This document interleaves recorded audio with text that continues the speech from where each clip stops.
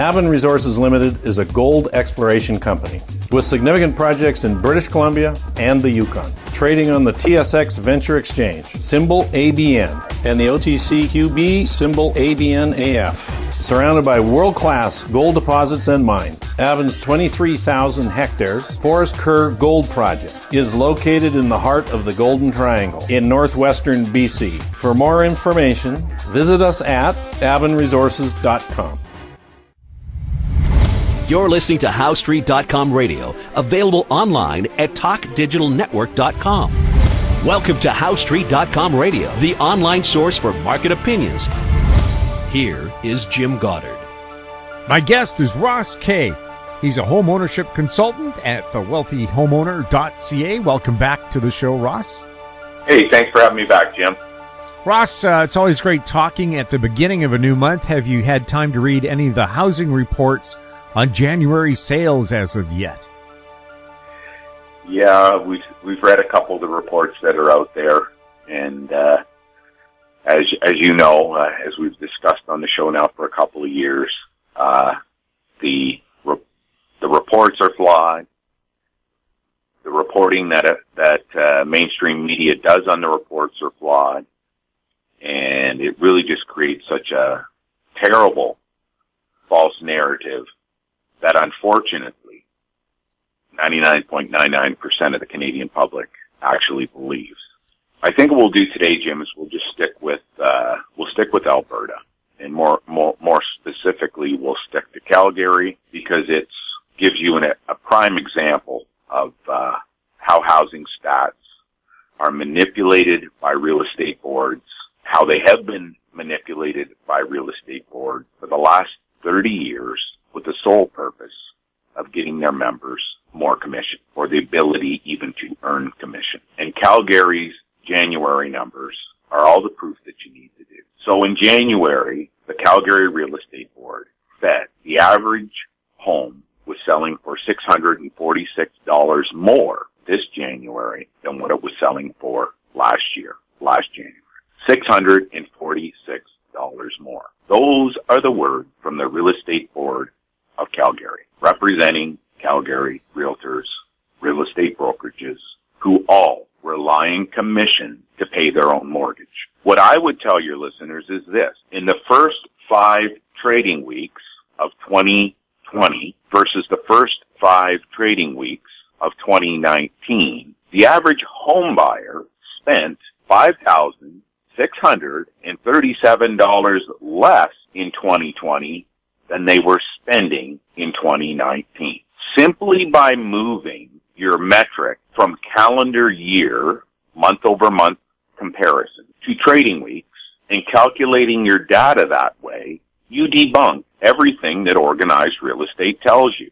The Calgary Real Estate Board, in tonight's newspaper, will be claiming it was a $646 increase in prices, when the truth of the matter is, if they had waited just 3 more days, they had counted just 3 more days over the entire period, encompassing 33 days or 34 days instead of only 31, they would have reported a $56.37 decrease. Now, what your listeners have to ask is this: is that the total level of incompetence of the real estate board, their board of directors, their president, their chief economist, all of their realtor members, all of the sales reps, all of the people who look at the data, all of the people who report on it? Or is it a conspiracy? Are they actually going out and shifting sales from one month into the next, or the next month back into the previous, to get the desired outcome that they prefer to have reported?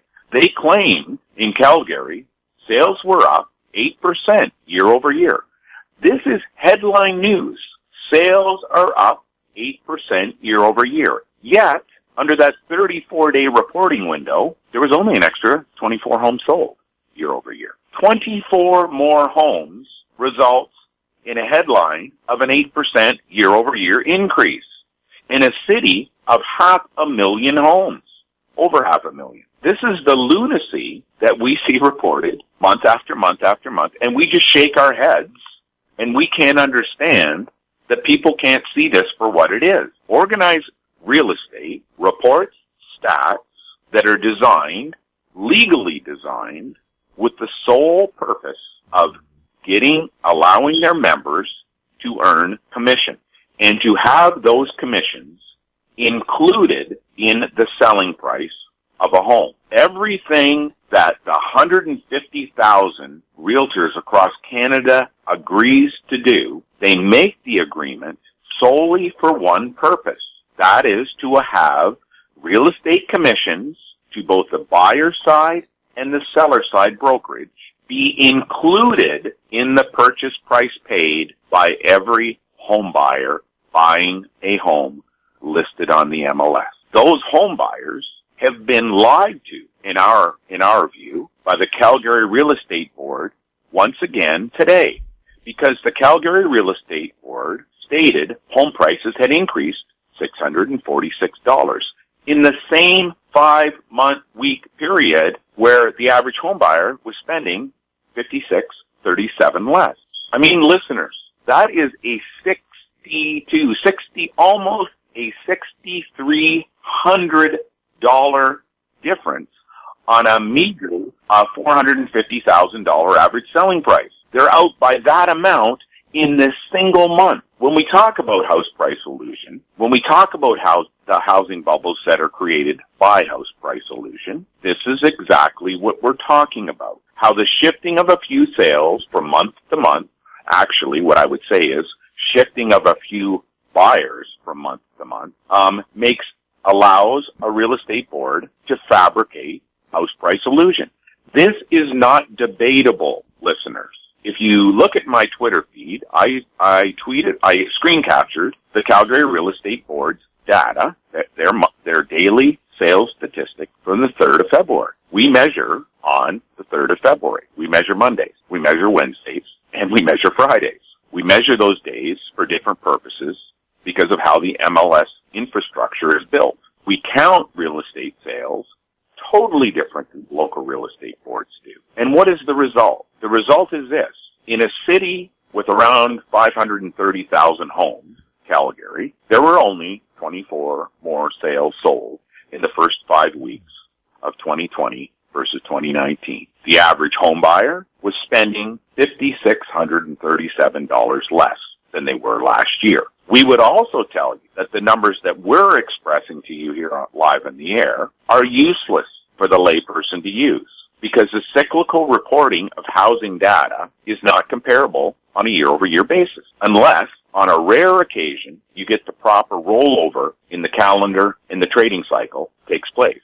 But I've only ever seen that once in the 40 years of data that I have, and that was only for one province. It's only ever happened once in one province. So when your listeners are listening to the reports in Calgary, Vancouver released today, I mean, we're sitting here in the office laughing about the Real Estate Board of Greater Vancouver's report. We're laughing at the radio shows going on in Vancouver today about bidding wars, and realtors going online and saying, yeah, bidding wars are happening. What the realtors are not expressing, the reason for the bidding war. The reason that there's a bidding war on a select number of homes is because those homes are underpriced.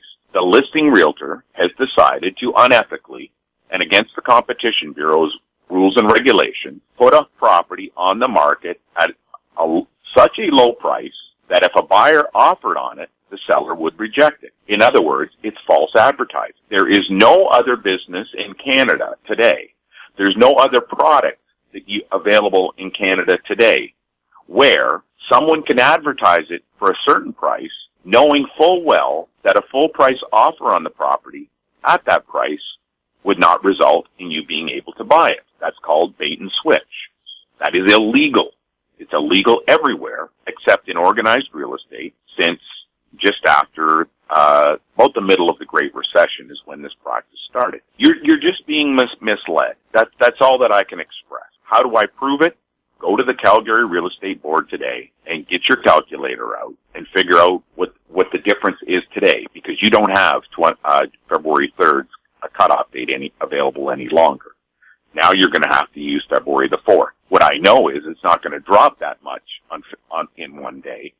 You're still going to be able to say that the cumulative sales in the first 35 days of the year were negative when the Real Estate Board is reporting them as a positive. The Real Estate Board of Greater Vancouver has recorded massively decreased average selling prices, which means the quality of being acquired by the average buyer is increasing. They're going to claim there was about 450 more sales this year in this January versus last January. And we say, well, yes, your members sold those homes, but that is not an indication of an escalating housing market. Because if you go back into July's data, where the first month reported a 1,000 sale increase year over year, and then you follow the subsequent sales, you realize that when January, when it had dropped to 450,000 or 450 sales, the only reason that happened is because of sales that were recorded in previous months and the sales chain finally rolling out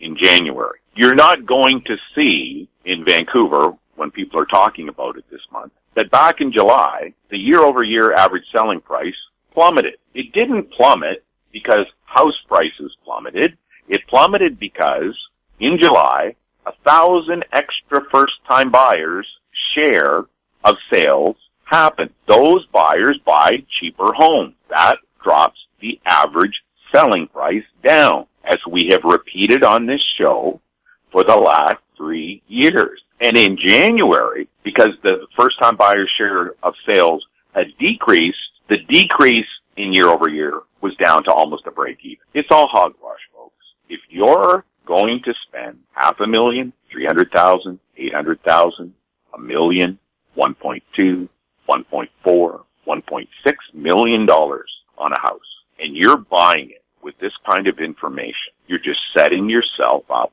for financial ruin. The Calgary Real Estate Board has it on full display for you to get your calculator out and do today. They're reporting a $464 increase year over year in the average selling price. Ross K. Realty Consultants is reporting a $5,637 decrease. We'll have more with Ross K. right after this. Engineer Gold Mines is focused on the exploration and development of the historic high-grade Engineer Gold Mine situated 32 kilometers southwest of Atlin, British Columbia. Engineer Gold Mines is fully permitted for surface and underground exploration with the 2019 drill program now underway. Engineer Gold Mines Limited trades on the TSX Venture Exchange, symbol EAU. For more information, please visit us at engineergoldmines.com. Cypress Development Corp. is developing a world-class lithium resource in the heart of Clayton Valley, Nevada. The size of the resource makes the Clayton Valley project a premier asset with the potential to impact the future of lithium supply. Cypress Development Corp. trades on the TSX Venture Exchange, symbol CYP, the OTCQB, symbol CYDVF, and on Frankfurt, symbol C1Z1. For more information, please visit our website, cypressdevelopmentcorp.com. Welcome back. We're speaking with Ross K. Ross, Airbnb is now a commonly used way to share homes. A listener asked if these Airbnbs offer sound real estate investing opportunities. Okay, so that's a complicated question, Jim. Airbnbs can offer a sound real estate investing opportunity if those Airbnbs are located in a municipality where the rules and regulations have been passed and experience the scrutiny of voters to such a degree that those rule changes are not going to, that no rule changes are going to take place. In my hometown here, Burlington, Ontario, the city of Burlington, this year, sometime earlier this year, won a lawsuit against an Airbnb provider in the city. This was an Airbnb provider who was leasing their home out, in which people were renting it for parties. My understanding is to hold weddings, events, generally cause an uproar in the community because the neighbors got up in arms, the city had to act. And it's just what happens in a small town. A small town is nothing like a major city. In a small town, local residents have a direct impact on actions that the city is going to take. So this small group of citizens went to City Hall and demanded action take. That they initiated a lawsuit. The city initiated a lawsuit because the city was worried about being sued by these homeowners. Well, the city took the owners of this home to court, and the courts finally handed down a ruling. And the court's ruling was this: if you were using a residential home for commercial purposes, i.e. make money, then that home has to meet applicable bylaws. So what I'll tell anyone, or the person who's asking this question, about Airbnb rentals as a real estate investment, in the city of Burlington now, this is going to put into question the commercial use of your home as an Airbnb. Because there is already now a lawsuit that has been won by the city that is established operating outside the zoning bylaws in a residential area for commercial purposes is not allowed. Now, I'll tell your listeners, it's never been allowed. I could never sell a home to someone when I was selling homes to run their business out of unless it was commercial zoning on the property. What that meant was, as a real estate sales professional, it was my responsibility to know every single street in the city of Burlington that was wide enough to meet the bylaw that would allow a commercial building, a commercial use of a residential home to take place. So what I'm saying is, in a town of 60,000 homes, I knew every single home in the city where I could sell it to someone and they could run a business out of the house with, like, put a sign out front, the whole works. I knew all those things because of the bylaws. What this ruling has done, and it's going to be tested now over and over again, is it has established case law on Airbnbs in the province of Ontario. That case law will be referenced as if it goes through the appeals process, the higher up it goes. If it reaches the Supreme Court, then any decision rendered by the Supreme Court will become valid across the country in terms of Airbnbs. The City of Toronto, they have been awarded the right to legislate how Airbnbs will operate in the City of Toronto. The courts awarded this right. Not politicians, not planners, not would-be economists. The courts have rendered their say on this matter.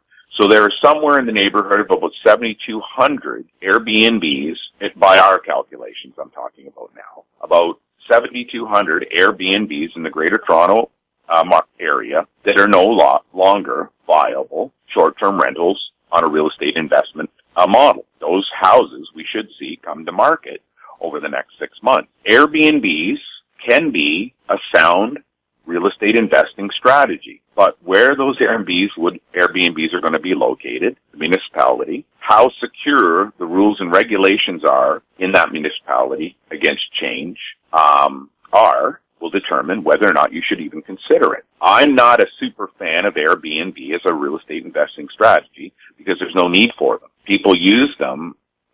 There's seminars out of the United States where they're showing people how you can make deals with homeowners to rent the property out.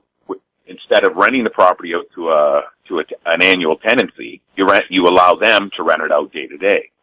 We're talking, tens of thousands of dollars to attend these seminars. It's all a scam as far as we're concerned, because one simple court case renders the entire investment strategy void. So if you're considering using Airbnb to generate real estate income, you got to be very careful. And you've got to know that the municipality that you're working in, the category of home you're considering buying, the neighbors surrounding the property, whether or not it's going to be conducive to a staggering investment cost that is going to take place the moment you own the home. We'll have more with Ross Kay right after the break. Media recognition from Bloomberg, Reuters, recycling trade publications. Patented process for 100% recovery of critical metals, including cobalt, lithium, nickel, manganese, aluminum. American Manganese is focused on recycling lithium-ion batteries for electric vehicles. American Manganese trades on the TSX Venture, AMY, the US, AMYZF, and Frankfurt 2AM. For more information, visit AmericanManganeseInc.com or phone me, Larry Ray, at 778-574-4444. Don't miss out. Stay informed. Receive the HowStreet.com weekly recap with thought-provoking podcasts, radio, and articles delivered to your inbox. Sign up for the HowStreet.com weekly recap on our homepage at HowStreet.com. Welcome back. We're speaking with Ross Kay. Ross, Altus released a report that claimed lack of inventory in the resale market is moving home buyers into pricier brand new homes in the Greater Toronto area.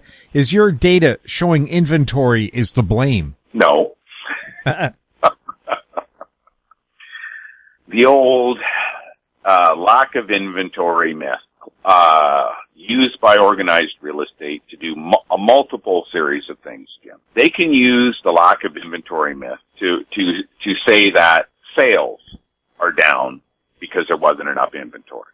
They can use the lack of inventory myth to say prices are lower than what they would be had there been more inventory available. They can use the lack of inventory myth to convince home buyers to buy homes of a lower quality than they should actually be able to access. And it goes on and on and on. The blaming inventory myth is a fear tactic, which is how organized real estate is built. Organized real estate is built on trying to create as much fear in home buyers as possible so those home buyers will act as quickly as possible. The worst thing for a realtor is to have a home buyer who takes 2 years before they buy a home. That is the worst thing that a realtor can have, because that realtor will make no money for 2 years from that buyer. You've got to remember, the median realtor, so over 75,000 Canadian realtors in 2019 did not sell one home. These are not debatable stats. These are stats from across the country. These stats are unchanged for the last 30 years. This is the way that it's always been. It's the myth about realtors making lots of money, or that it's the top 1% or the top 10% sell 90% of the inventory is another myth.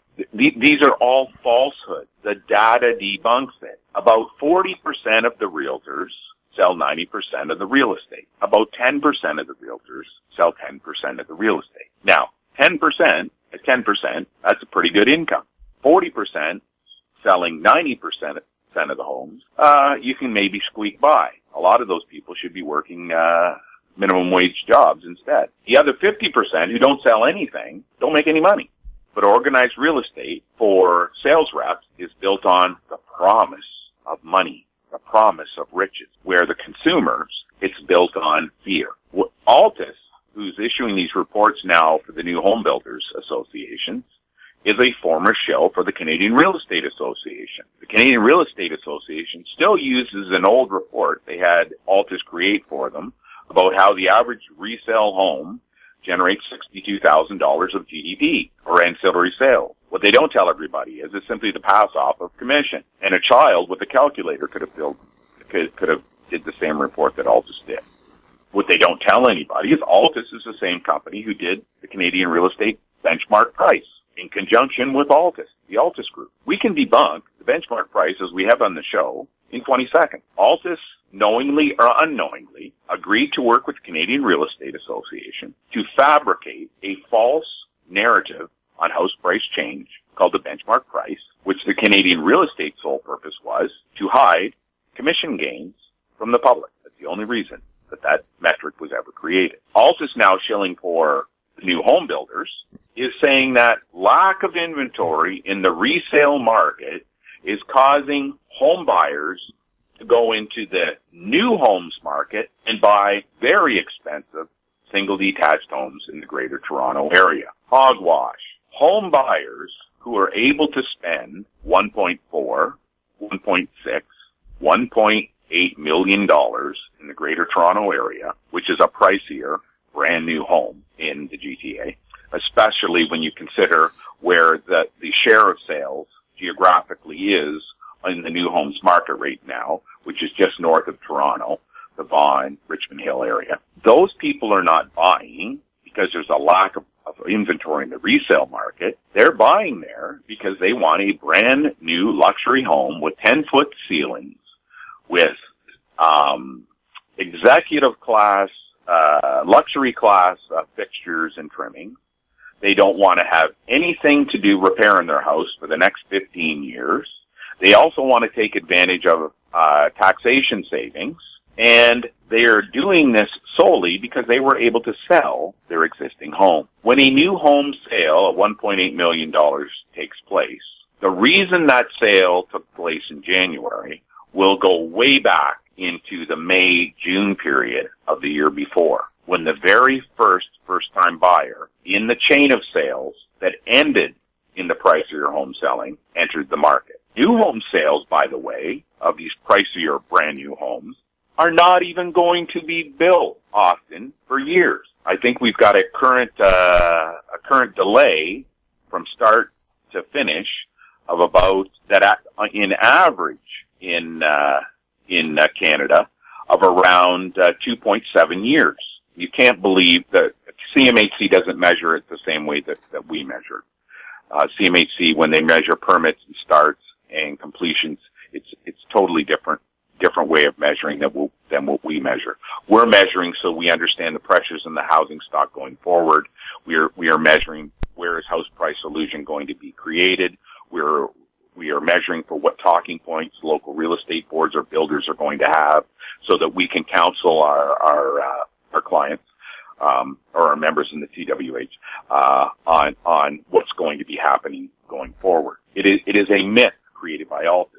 Let me explain to your listeners this. For every one home you see on the MLS today, there are 4 homes that you can go out and buy today, this moment. So there's about 150,000 or 145,000 homes for sale on the MLS today. There are 4 times that amount available to be purchased that you're never told about. You're never told about them because real estate agents are not, A, they're too lazy, B, they're unskilled, C, they're fearful of losing you as their buyer client to go and find those homes for you. But what I will tell you is, over the course of this year, those houses will come for sale. Ross, what are you talking about? Last year in Canada, there were over 1.2 million homes listed for sale on the MLS system. 1.2. On average, throughout all last year, there was maybe 180,000 homes for sale. So if there's 1.2 million homes for sale over the course of the year, but there's only 180 at any one day, why wouldn't you just wait a couple of months for another 100,000 homes to get listed for sale? Why? Why are home buyers